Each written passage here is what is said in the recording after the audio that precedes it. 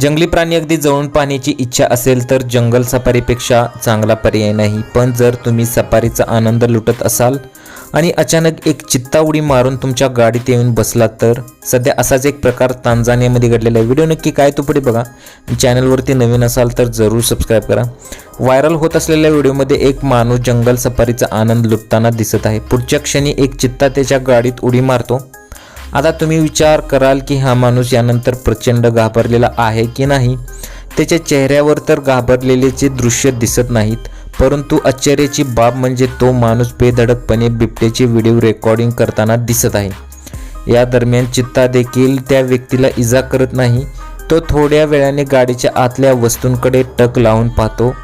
कॅप्शननुसार तांझानियामध्ये जंगल safari दरम्यान एका माणसाच्या गाडीमध्ये चित्ता घुसला, मात्र ही व्यक्ती कोणतीही हालचाल न करता व्हिडिओ रेकॉर्ड करण्यास सुरुवात करते। काही लोकांनी या व्हिडिओच्या खाली कमेंट्स भन्नाट केलेले आहेत। मी जर तिथे असतो तर माझी घाबरगुंडी झालेली असते, अशा अनेक भन्नाट प्रतिक्रिया लोकांच्या येऊ लागल्या आहेत।